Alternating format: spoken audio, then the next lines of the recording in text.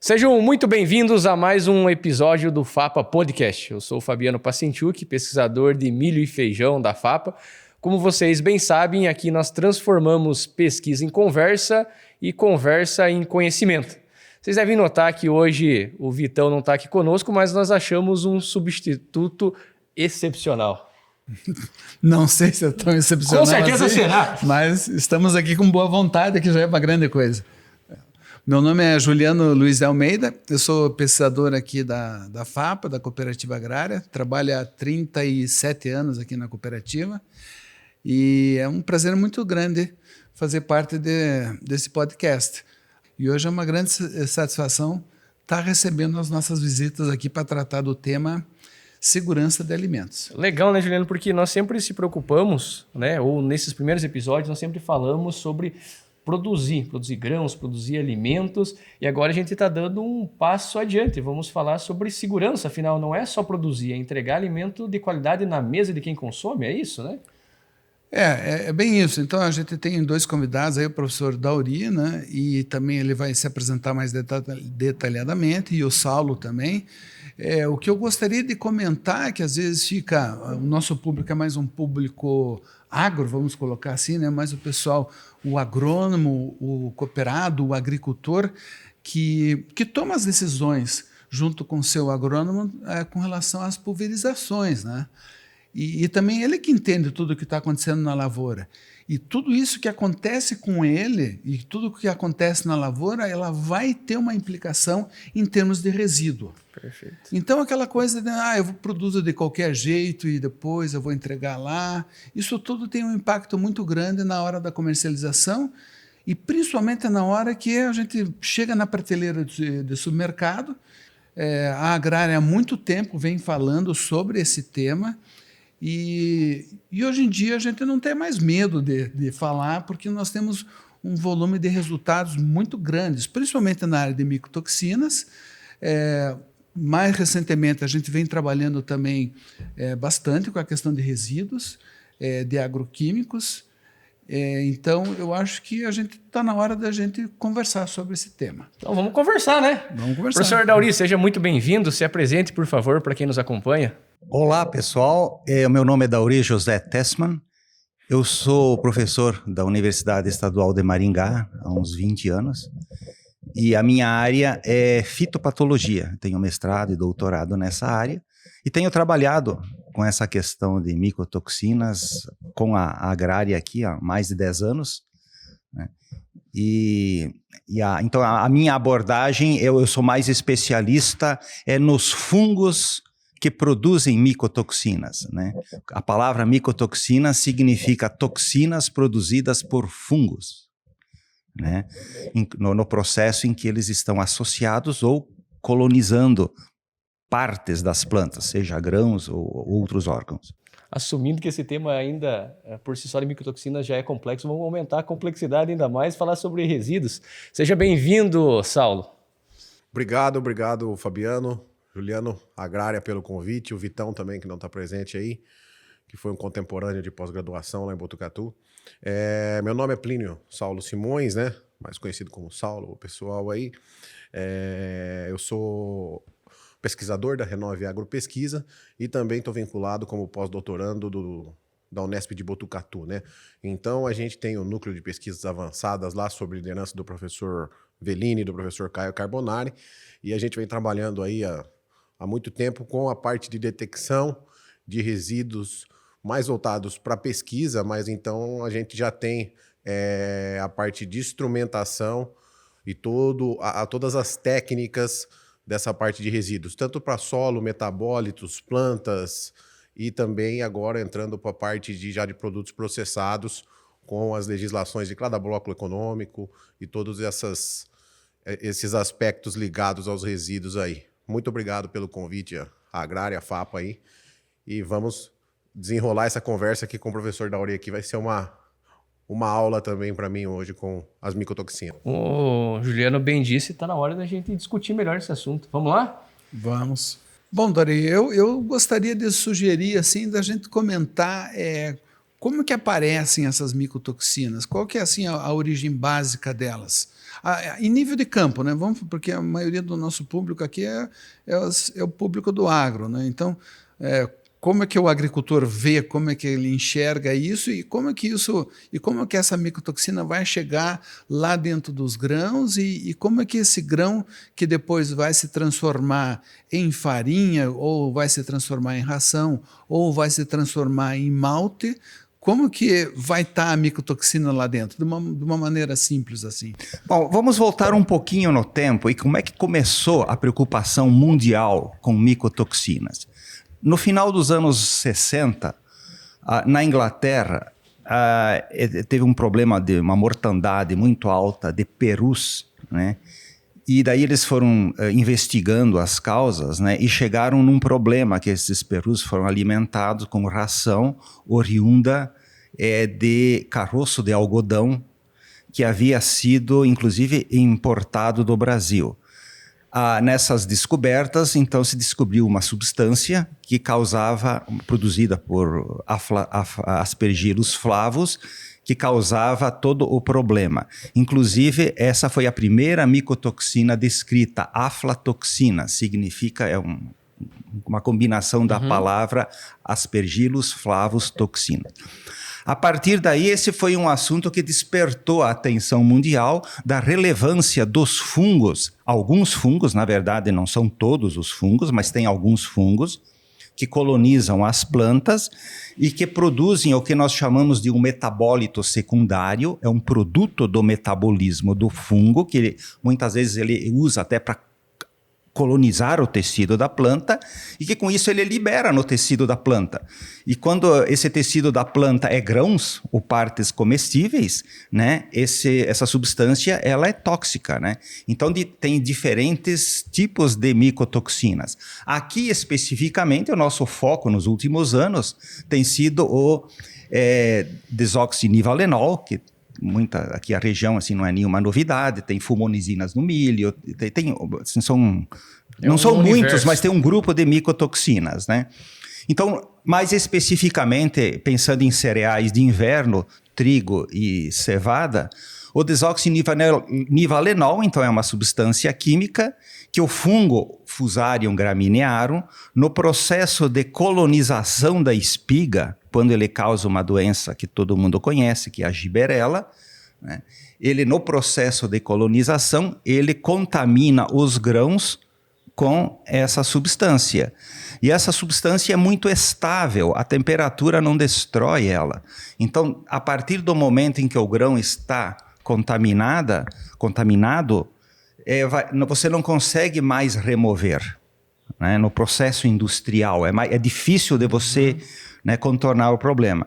Então, a melhor estratégia é ter o grão menos contaminado possível. E a contaminação vem do campo, né, em função da doença chamada giberela, né?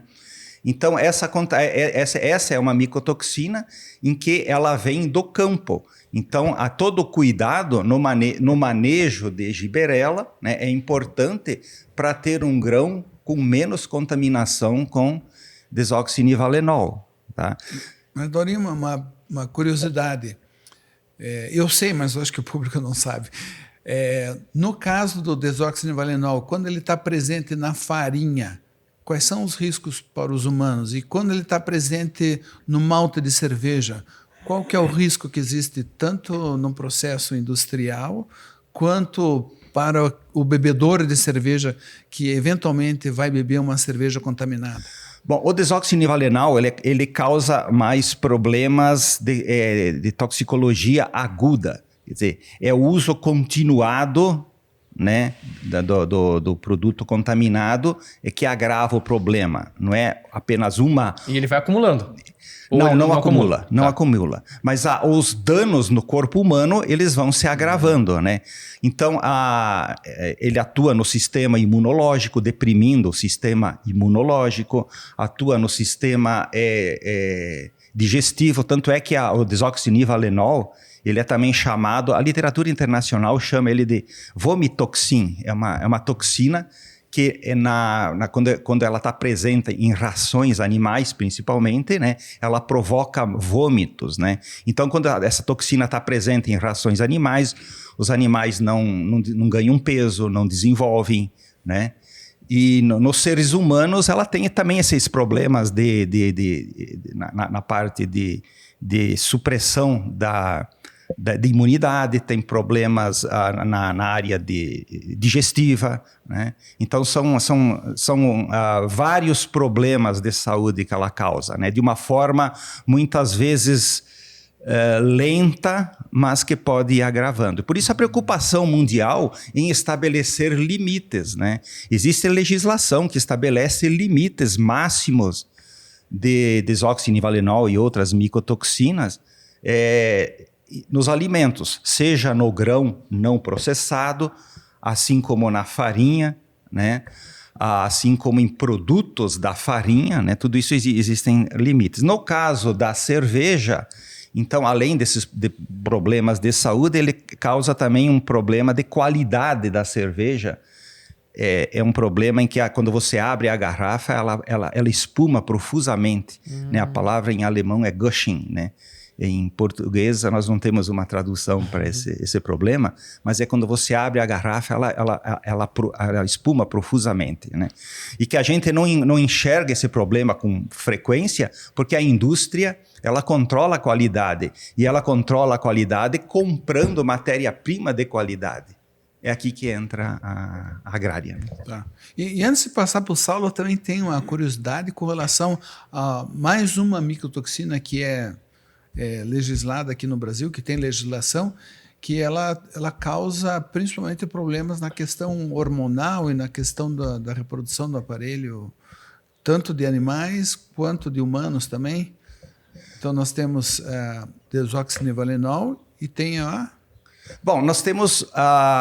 são também vários... produzido pelo Fusarium graminearum. Tem zearalenona, que é outra micotoxina, né, que também ela atua Mas ela tem uma causa diferente, ela causa um problema diferente. Né? Ela é dita estrogênica, né? Nossa. Então, a zearalenona também é uma micotoxina presente, que esse mesmo fungo pode produzir, né? Mas tem outras micotoxinas produzidas também por outros fungos. Tá? A micotoxina mais grave é a aflatoxina, que é produzido por Aspergillus flavus, principalmente o foco muitas vezes é amendoim e milho. Tá? A aflatoxina é a única toxina em que comprovadamente ela tem efeito cancerígeno. No fígado, né? Em pequenas quantidades ela tem efeito. Né? É a que tem os limites toleráveis mais baixos. Inclusive, um dos primeiros workshops que foi organizado por nós trouxemos o pessoal da ABCAB, lá de São Paulo, que eles têm um programa pioneiro aqui no Brasil de recebimento e processamento dos amendoins.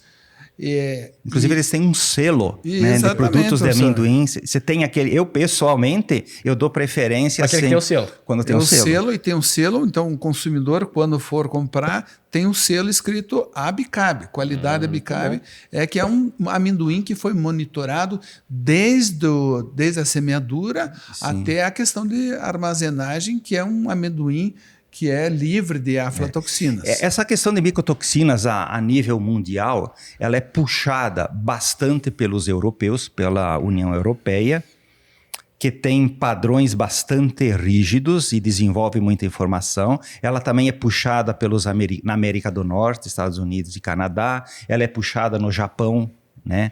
A China, ela também tem muito trabalho nesse sentido, né? Eles são cada vez um player maior, né? Então, a nossa legislação, ela é inspirada na legislação europeia, né? A nossa legislação é considerada internacionalmente uma legislação moderna. Assim, em vários aspectos, ela é inspirada no modelo europeu. Mesmo porque ela é bastante recente, né? E ela é recente. Ela é bastante recente. Veja, se por um lado eu não controlo as coisas, eu posso entregar produtos com uma qualidade complexa. Por outro lado, se eu tento controlar de uma maneira inadequada, eu posso gerar resíduos no negócio. Então, veja que a complexidade aumenta bastante. Só um comentário, né? Porque o Brasil, ele importa trigo, mas ele exporta produtos à base de trigo, né? O Brasil é um grande exportador de biscoito, não sei se você sabe. Massas, biscoitos, né? Então, muitas das empresas que operam aqui, elas têm um padrão global, né?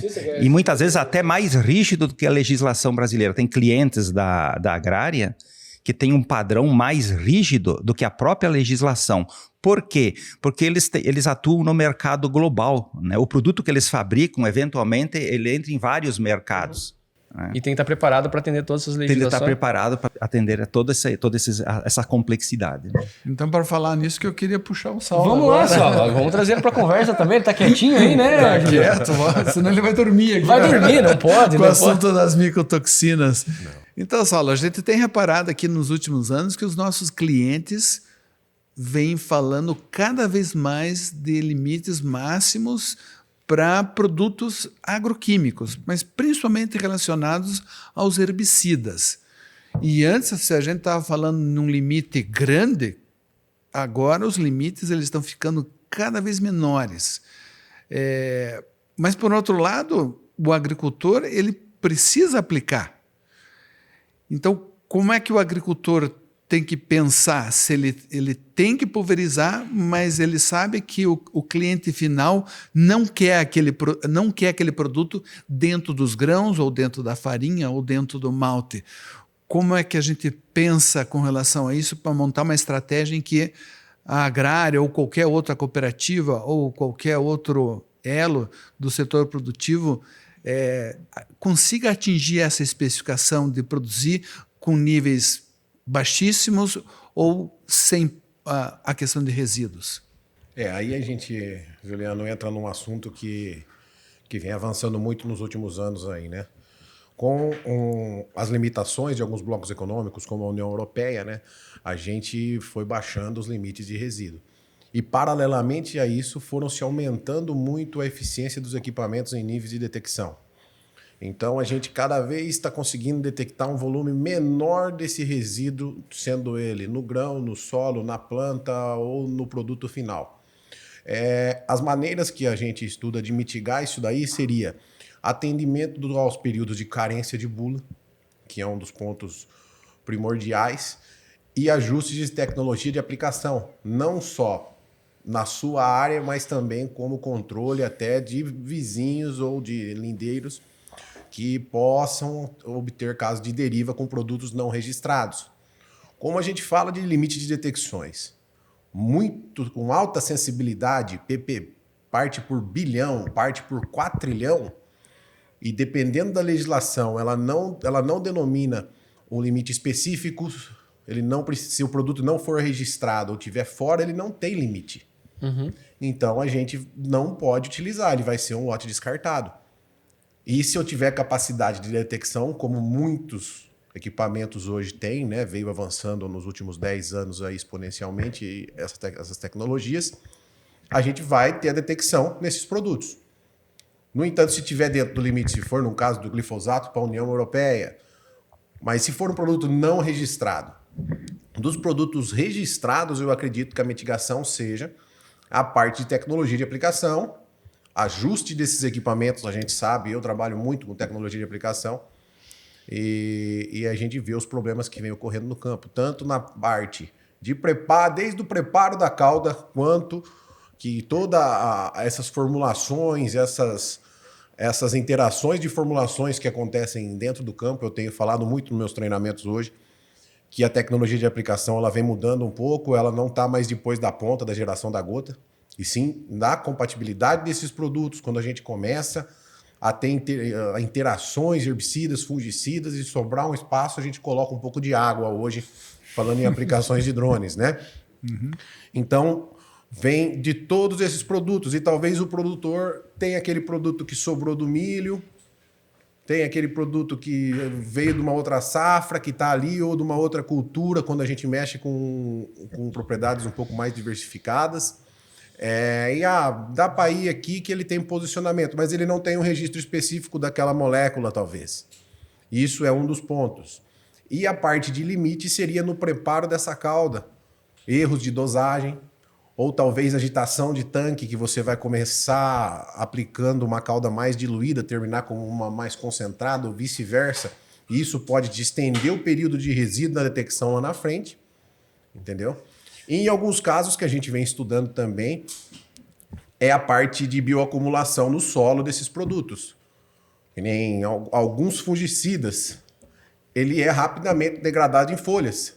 No entanto, ele tem no solo uma longevidade muito grande.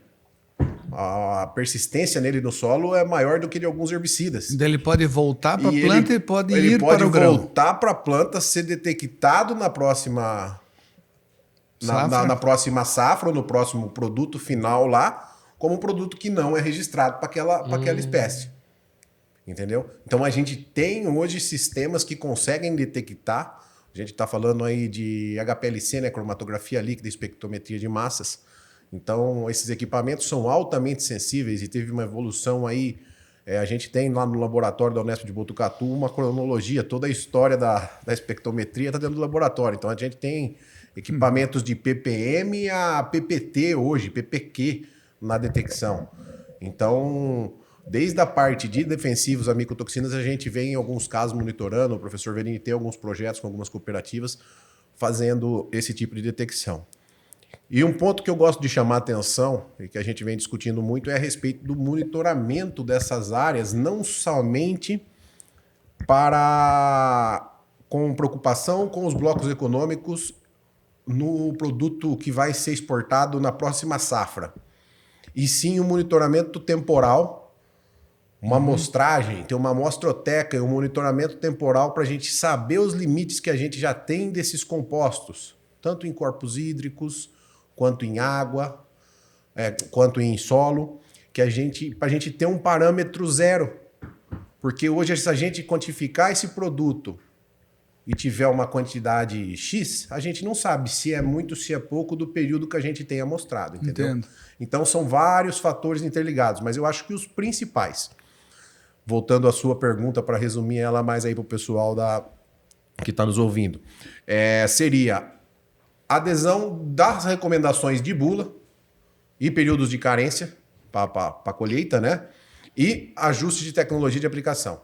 Então, quanto melhor tiver depositado na dose correta o seu produto para o alvo que você está controlando, melhor vai ser a degradação dele. Consequentemente, ele vai ter um período de carência ali de acordo com a dose utilizada. Tá. Agora, da mesma maneira como nós perguntamos para o professor Dauri, qual é o problema quando o ser humano ingere a micotoxina ou quando os animais ingerem uma micotoxina? Eu pergunto para você, qual que é o problema que pode ser causado quando o ser humano ou quando os animais comem moléculas vamos dizer, de herbicida, de um glifosato? O que pode acontecer com o ser humano? A gente tem hoje, no processo de regulamentação no Brasil, a gente tem algumas fases muito seguras no projeto de registro. Tanto na Renove Agropesquisa, a gente tem feito muitos trabalhos voltados a RET 1, RET 2, RET 3, para registro desses produtos. E o que a gente tem visto é que sempre vem produtos com toxicologias mais seguras do que os já estão no mercado. Então, do ponto de vista, vamos falar de herbicidas especificamente, que é um assunto que o pessoal mais comenta. As doses que necessitam, se a gente pegar as doses encontradas tanto em culturas, quanto em solo, quanto em água, ela tem que ser bioacumulativa. Vamos supor, tomar 2, 3 mil litros d'água para ter algum problema, início de algum problema de intoxicação. Isso nas doses recomendadas do que a gente tem quantificado. A gente tem alguns fatores que são NOEL e NOEC, que são literaturas internacionais, que a gente consegue quantificar esses impactos. Tanto isso por ensaios ecotoxicológicos feitos em alevinos de peixes, minhocas, no caso de solos, né, de gestão de produtos no solo. O que a gente tem encontrado hoje nas nossas quantificações são níveis de 0,4% a 2% dos produtos para ter algum impacto dos herbicidas nessas populações ou de alevinos ou de minhocas. Isso na maior dose testada que não teve efeito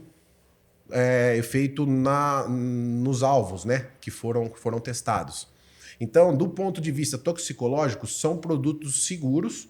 Óbvio, da mesma forma que se eu pegar 1 quilo de sal e comer 1 quilo de sal ou açúcar, ou tomar 1 litro de glifosato ou qualquer outro produto químico sintético, a gente vai ter algum problema. Então, tudo vai em função da dose que a gente está falando. Se a gente falar das doses recomendadas hoje para controle desses alvos no campo, a gente está falando de produtos de extrema segurança, do ponto de vista toxicológico e ambiental. Mas isso é tudo em questão da dose. Existem produtos mais voltados a alguns problemas em fígado, alguns problemas neuro ou cancerígenos. Existem várias discussões e vários trabalhos que relatam. Mas isso, a gente tem que quantificar o quanto que foi exposto esse trabalho a esse agente, a esse ingrediente ativo, entendeu? Entendo. Então, ela é tudo uma questão de dose. Mas os processos regulatórios hoje, se o produto tiver e for da mesma classe de um produto que já tem registrado e toxicologicamente ele for superior, ele não passa nem pela Anvisa. Entendi. Aí ele não vai para o IBAMA e ele não chega no mapa, que é onde a gente entra para fazer os ensaios de eficácia e praticabilidade agronômica. Antes de voltar para o Dauri, eu tenho uma pergunta para o Saulo, que é uma coisa que sempre me incomoda muito, estando no meio da agricultura, estando no meio da pecuária. É a questão do entendimento do grande público. Então, de uma maneira geral, a gente tem o que? Consumos. De maneira alguma, eu sou contra orgânicos. Eu acho que o mercado orgânico está crescendo, é um grande segmento de mercado para quem está se dedicando a isso.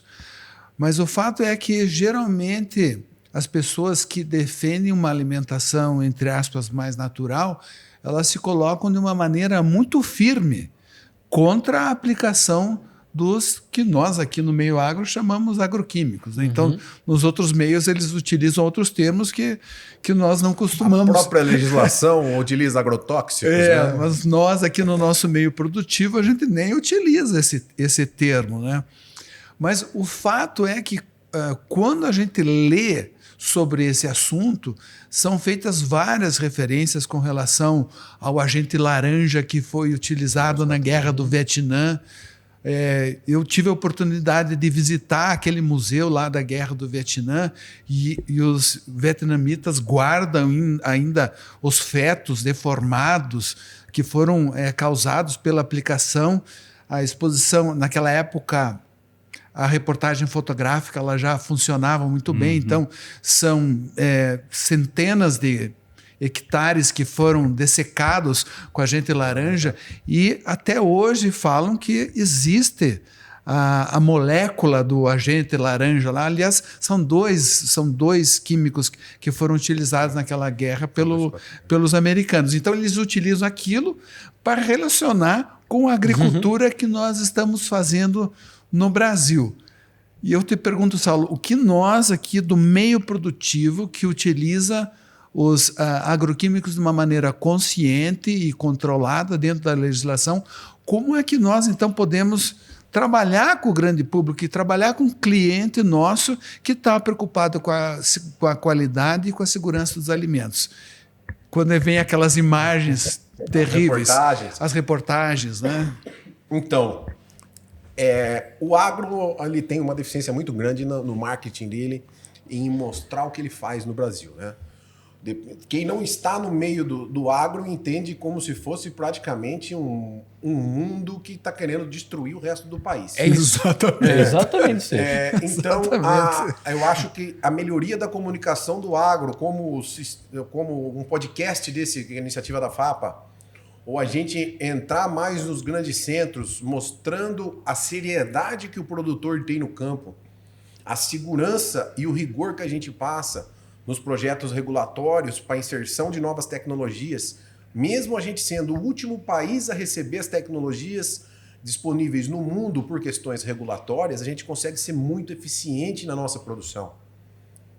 Porque um produto fora do Brasil ele é regulado e chega na mão do produtor em metade do tempo que ele chega no Brasil. Aqui a gente leva 11, 12 anos para essa regulamentação.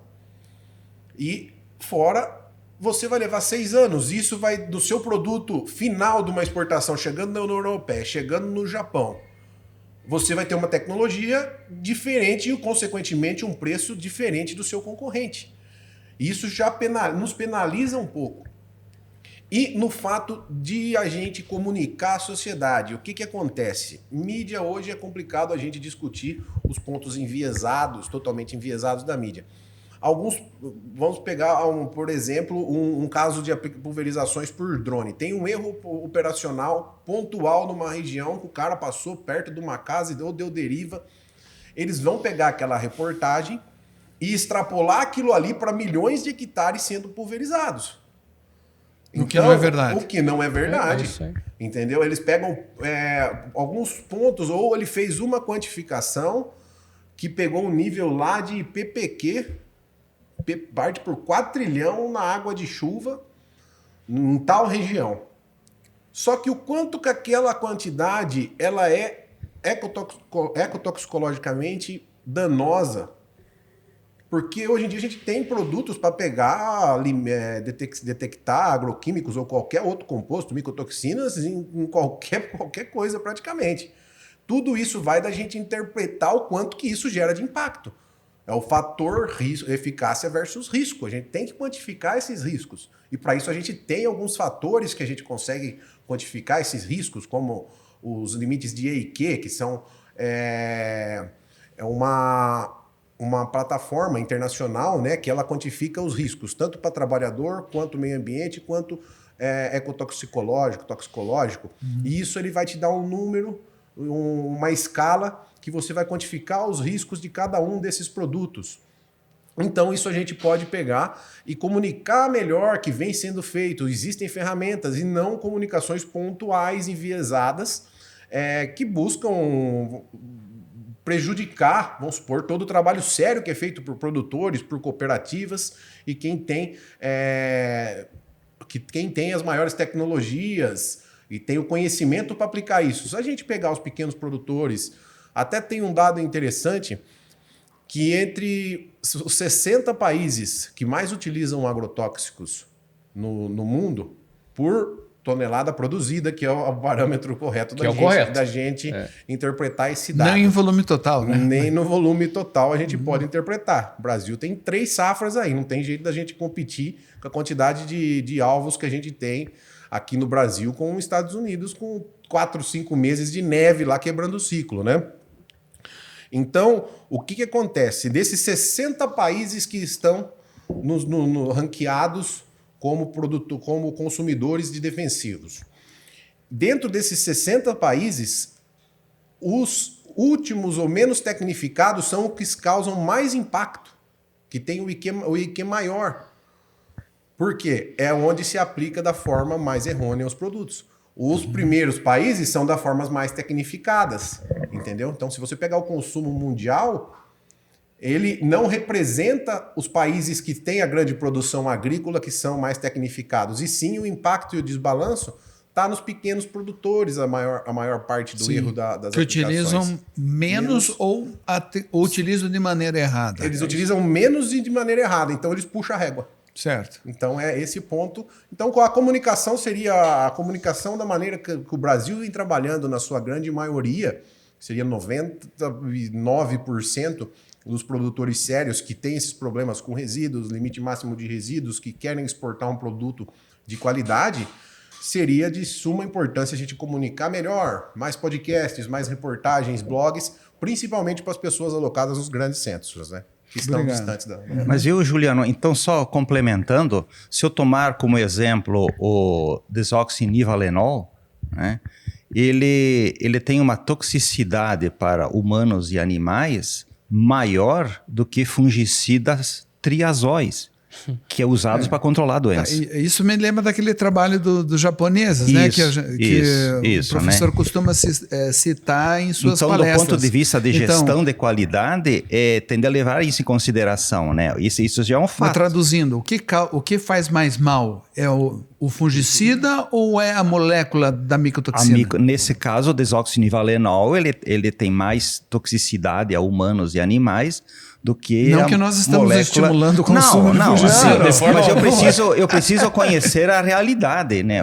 Todos os fatos devem estar na mesa, né? Tanto é que é possível manejar a doença sem ter resíduo do fungicida depois, né? Sim, inclusive no próprio trigo, farinha que vocês comercializam, o resíduo, ele é monitorado, né, do fungicida, né? Então, mas muitas vezes o grande público não conhece isso, né? Que a micotoxina, ela pode estar presente no alimento e ser mais danosa do que o próprio resíduo do agroquímico. Mas de uma maneira geral, como é que os produtores e as cooperativas estão controlando? É só com fungicida que controla a micotoxina? Isso é um assunto também de pesquisa mundial, inclusive até parte da palestra de hoje à tarde, né? Essa liderança em termos de pesquisa global, né, é Europa e Estados Unidos. Nós frequentamos já várias vezes, né, eventos nos Estados Unidos, inclusive o Juliano também, que abordam essa estratégia, né, de como nos Estados Unidos eles tiveram problemas sérios nos anos 90 e a partir de lá eles estabeleceram um grupo que procura soluções, né? As soluções, elas passam principalmente a longo prazo, eles estão procurando pela resistência genética, né? Hoje, a estratégia é usar a melhor resistência genética disponível. Não existe trigo nem cevada totalmente resistente à giberela nem à contaminação por dons. Então, é combinar a melhor resistência genética disponível com o melhor uso de fungicida. O que seria o melhor uso de fungicida? É o que é feito aqui, né? É o fungicida certo na hora certa. Tá, mas e além disso, o que mais que os agricultores e as cooperativas podem fazer para mitigar o risco da micotoxina chegar no produto final? Bom, aqui vocês têm a experiência, inclusive, da análise na hora da entrega do produto, né? Que é separar, né, quem está mais contaminado com quem está menos contaminado, né? Há questões também principalmente questões de tomada de decisão, de controle, né, de giberela e que acaba controlando o desoxinivalenol, né? A questão do timing, né, estar preparado, né, para enfrentar o problema, a atitude, né, de estar preocupado, ela faz bastante diferença. Professor Dori, é verdade que existe um grupo de fungicidas que irrita o fungo e faz com que ele produza ainda mais micotoxinas? Sim. Esse já é um problema estudado no exterior há muitos anos e, inclusive, nós aqui também temos dados nesse sentido. Existe um grupo de fungicidas chamados estrobilurinas, né? São fungicidas muito usados na agricultura, eles têm amplo espectro de ação, são usados para várias doenças, existem vários produtos formulados à base de estrobilurinas.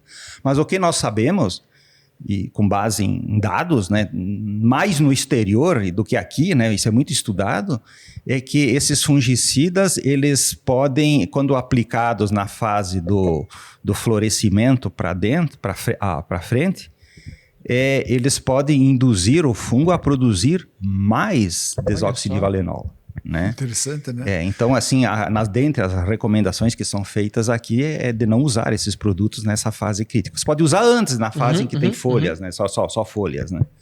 Que curioso. Mas essa é uma pesquisa, assim, é uma informação bem consolidada, né? Nas recomendações, tanto na Europa como nos Estados Unidos, não se trabalha com estrobilurinas para manejo de... Embora esse produto ele seja excelente para controlar o fungo.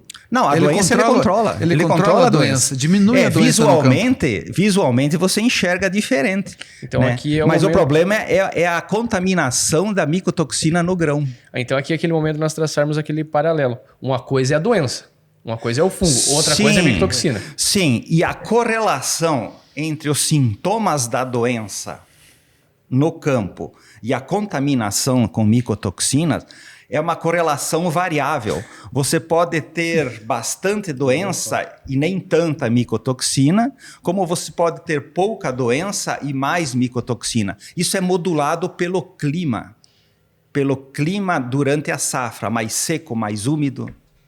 E essa é uma dificuldade que a gente sempre tem vivido dentro das subcomissões de pesquisa, principalmente nas subcomissões de fitopatologia. Não estou dizendo que existe má fé por parte de colegas, mas eles de fato mostram que determinados produtos controlam a doença. Mas, de uma maneira geral, eles não trazem os dados das contaminações com micotoxinas. A nossa experiência, por exemplo, já de convivência nos Estados Unidos, eles nem aceitam discutir esse assunto. Entendeu? É um assunto consolidado. Já está consolidado. Se você puxar esse assunto, eles insinuam, eles mandam você ler a literatura. Fala, está obsoleto. Já está escrito, está estudada essa questão. Né? Tá, e eu gostaria de voltar para o Saulo. Saulo, assim, falando em termos básicos, hoje no mercado internacional de grãos, então a gente sempre ouve falar de glifosato. Além da molécula do glifosato, quais seriam outras moléculas que estão, não digo na moda, mas que os clientes, compradores de fora estão mais preocupados, além do glifosato? Eu acho que tive a barreira agora, que já tem tendo do carbendazim. Ah, também. Carbendazim. Alguns inseticidas, né? O diquat. O diquat, como herbicida de final de ciclo de dessecação, também tem alguns limites de alguns blocos. E metaminofos, alguns outros produtos que já tem histórico já de ter algumas restrições, né? Um ponto que o professor chamou atenção aqui, o professor Dauri chamou atenção, que é similar ao que acontece com os herbicidas, é o monitoramento de metabólitos. Que as micotoxinas, teoricamente, aí, elas estimulam, não são classificadas como metabólitos, né? Mas é o que acontece muito nos herbicidas, principalmente. Então, talvez você pode quantificar um herbicida, você não vai achar nada dele. Só que ele se converteu dentro da planta ou no solo em alguns metabólitos que vão estar em altíssima quantidade. Você poderia nos dar um exemplo? Vamos supor, o glifosato, que é o AMPA, né? Que ele é convertido, né? Ou ácido chiquímico dentro das folhas. Depois tem alguns pré-emergentes, né? O clomazone tem metabólito, o M-carbazona tem metabólito, isoxaflutole. Então, o isoxaflutole, no caso, acho que não é muito utilizado por vocês aqui, mas ele converte em torno de 95% quando você aplica ele no solo. Mas daí, esses metabólitos, eles são monitorados pelos clientes lá do exterior? Eu não vi nada ainda desses metabólitos nas quantificações deles. Uhum. Eu não sei se eles estão... Geralmente são pré-emergentes, que tem essa conversão muito alta, né? Nem se você buscar glifosato no solo, você não vai encontrar. Vai encontrar o AMPA, né? Você vai encontrar o AMPA. Então, esses monitoramentos, eu acredito, eles vão ter tecnologia para isso, mas teoricamente, se eles estiverem monitorando só o ativo, eles têm que entender toda a bioacumulação, a biodegradação e a conversão desses processos químicos que acontecem em planta, solo, no ambiente como um todo, né? Hoje tem a palha no sistema, tudo isso. Então, a gente entender esses metabólitos. E existem muitos inseticidas e fungicidas que, de fato, não são as moléculas que principalmente para inseticidas que a gente fez lá no laboratório, não são as moléculas que exercem o controle, e sim os metabólitos. Então, ele precisa ser convertido para que haja para funcionar o controle. Entendeu? Então, se você quantificar o ativo em si, se na formulação dele tiver algo que atrapalhe a conversão dele metabólica, ele já vai diminuir a eficácia. Então, são alguns pontos que também eu acredito que no futuro serão monitorados e vai ser mais fácil de pegar. Vai ficar mais seguro. Dependendo do produto, vai ficar mais seguro, com certeza. Que bom. Isso aí nós temos que trabalhar para isso, né? Claro, tá evoluindo. Agora, assim, eu não sei até quanto tempo nós temos aqui para conversar, mas o que eu gostaria assim, de sugerir, tanto para o Saulo quanto para o professor Dauri, talvez não seja tanto o caso do Saulo, que a gente vê que é um pouco mais novo do que a nossa geração, né, professor Dauri? Mas, assim, procurando fazer uma comparação à agricultura 20, 30 anos atrás, da maneira como nós conduzimos as lavouras, para o momento atual, com relação a essa preocupação da contaminação dos alimentos, a contaminação dos grãos e dos produtos. Então, antigamente, a preocupação era menor. Aplicava-se, não vou dizer de qualquer jeito, mas não tinha uma preocupação tão grande. E eu pergunto hoje, então, qual que é a preocupação que o agricultor e o agrônomo de campo deve ter? O Saulo já comentou um pouco, eu sei, mas eu acho que essa é a principal mensagem desse podcast. Nós traduzirmos essa preocupação que nossos clientes têm e o que o nosso agricultor e o nosso agrônomo de campo tem que fazer para que a gente diminua cada vez mais esse risco. Assim, de uma maneira bastante resumida. Podemos começar com o Dauri, que o Saulo já comentou um pouco sobre esse tema. Bom, eu vim para o Paraná em 1985, né? Então a gente acompanhou toda a evolução, né, ao longo desse tempo, né? Especificamente com relação ao manejo de micotoxinas, o principal, eu diria que é o timing, a preocupação em fazer a coisa certa na hora certa, né? E fazer a coisa certa é usar o produto certo na hora certa, né? No planejamento da lavoura também a questão da variedade, o que plantar, isso aí o mercado direciona bastante, né? Então, mas dentro do que é possível, trabalhar, tudo começa, né, com o planejamento, aí, com o que plantar. Mas a micotoxina ela é uma preocupação que também ela passa, né? Na verdade, são várias etapas, né? Passa pelas condições de plantio, né?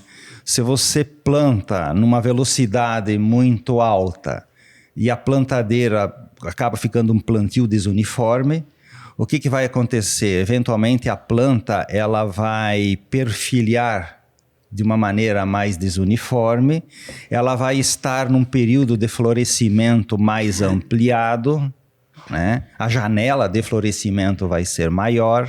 E é muito mais fácil errar. É mais fácil errar. Porque quanto maior a janela de florescimento, é pior, no sentido de que você tem a cobertura do fungicida e fica mais exposto ao ambiente. Fatalmente você vai errar, porque vai ter plantas em diferentes fases, então né? isso no plantio, começa no plantio, a qualidade, a plantabilidade, ela vai ter reflexo lá na micotoxina, né? Aí, durante o manejo, é a questão de tomar a decisão certa na hora certa, em termos de timing, né? A tecnologia de aplicação, existem recomendações de como melhor aplicar produtos visando o controle de Gibberella e DON, né? Questão de ponta, existe um conjunto de recomendações nesse sentido, né? E lá na colheita é a regulagem da colhedeira, né? No sentido de expelir os grãos gibberelados, né? Porque o fungo, ele infecta a planta a partir da exposição das anteras na espiga, né? A exposição das flores, das anteras da flor. E essa contaminação, nessa fase, quando ocorre a infecção, vai dar um sintoma bem típico de Gibberella na espiga. A partir daí, do grão leitoso, do serra mole, serradura, também ocorre infecção, mas daí diminui os sintomas, mas tem a contaminação da micotoxina. Geralmente é um grão mais leve, não é? Então o grão mais leve é aquele grão que foi mais danificado. Então é o grão que seria mais desejável tirar ele da carga. Porque ele é que tem os maiores teores. Ele vai ter os maiores teores. De micotoxinas. E micotoxina é o seguinte, muitas vezes na amostragem, na amostra, um grão com bastante micotoxina, ele desbalança toda a amostra, né? Tem esse problema também. Porque imagina que numa carga, os grãos gibberelados e com micotoxinas, eles não estão distribuídos uniformemente na carga. Você pode ter colhido uma região mais baixa, que tinha mais doença, você pode acumular mais. E na hora de fazer a amostragem, essa amostragem é um processo complicado, não é tão simples, né? Claro. Então é um conjunto de medidas, né? A gestão do problema da micotoxinas é isso, ela começa antes do plantio e termina no final, no plantio, assim, daí por parte da cooperativa, que é a segregação, né? Segregação, onde que tem mais, você vai segregando, separando. Não termina na colheita, né? Não termina na colheita. É uma cadeia, né, que se estabelece. E, Saulo, e na parte dos outros agroquímicos, eu sei, você já comentou, mas assim, fazendo um resumo, como é que o agricultor se preocupa para que esse problema não vá para a carga dele, não vá para os grãos que ele está produzindo? De uma maneira mais resumida, aí a gente poderia falar de seguir as recomendações de bula com o período em cima das doses e período de carência para colheita. E um ponto muito importante é a tecnologia de aplicação, como o professor Dauri também comentou, na parte das micotoxinas, né? E aí, pela questão da deriva, não monitorar somente a sua tecnologia de aplicação. A gente tem que confiar muito no vizinho.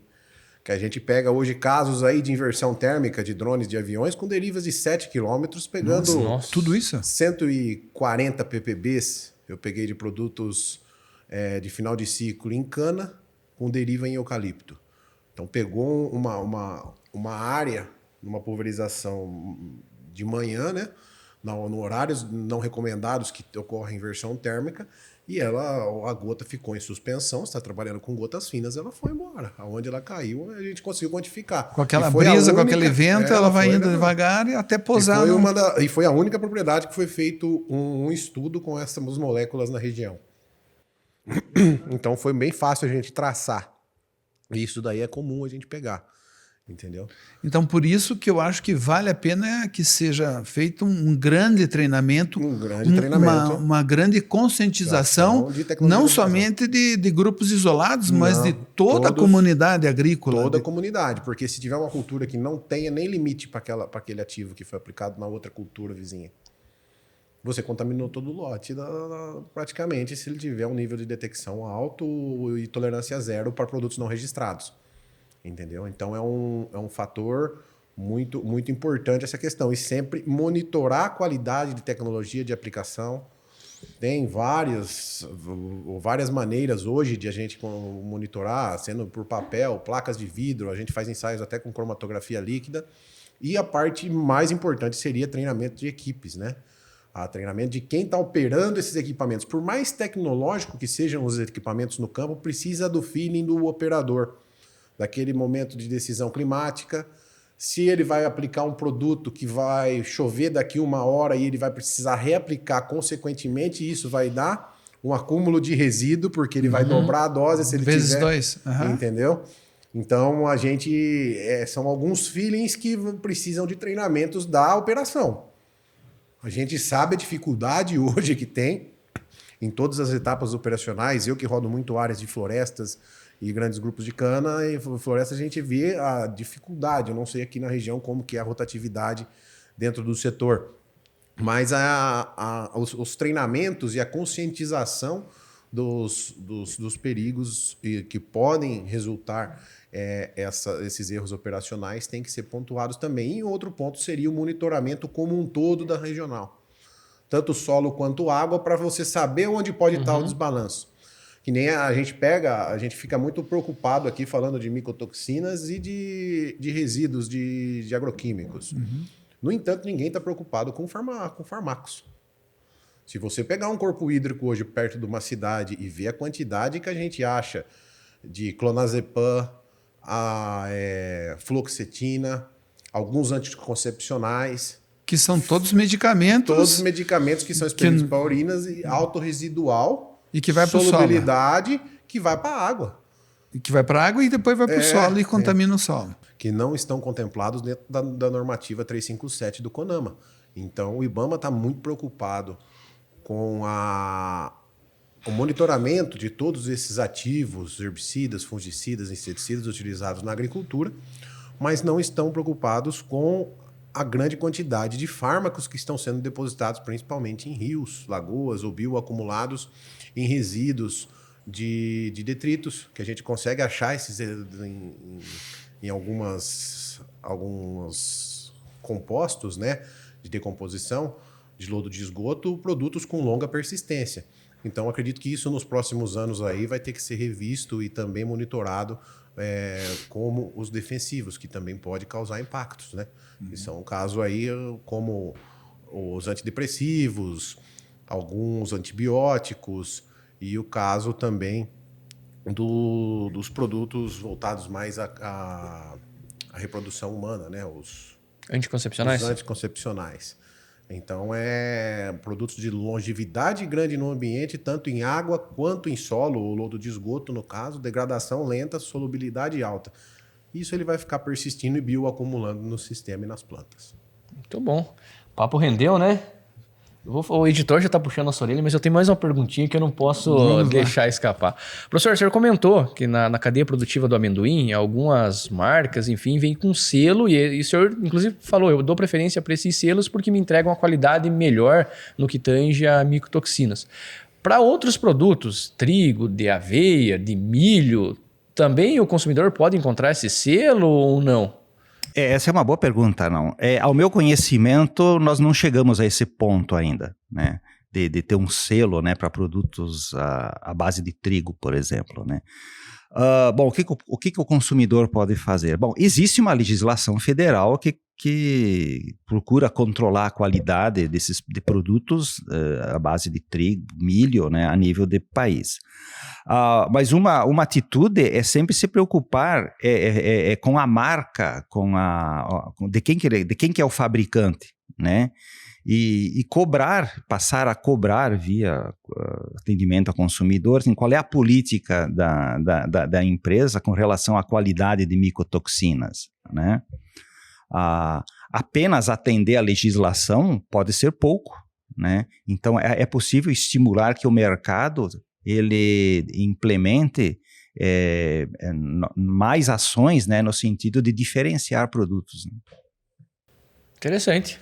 Algum complemento, Juliano, sobre isso? O que de repente você tem visto do ponto de vista produtivo? Não, eu vejo assim, nessa relação campo, moinho, maltaria, cliente, geralmente, no caso específico da nossa empresa, a Agrária, que é uma empresa que pratica os negócios business to business, negócio a negócio, que é mais conhecido como B2B, geralmente a Agrária trabalha com grandes marcas. Então, eu, pessoalmente, na minha casa, eu dou preferência para comprar produtos, logicamente, que tenham, não só da Agrária, mas o que eu sei que são empresas que estão preocupadas com a questão de resíduos, tanto de produtos químicos quanto das micotoxinas, que são essas empresas, esses compradores, essas grandes marcas, eles respeitam a legislação, como a Agrária também respeita, mas mais do que isso, eles estão preocupados que o produto que chegue na prateleira seja um produto livre de qualquer tipo de contaminação.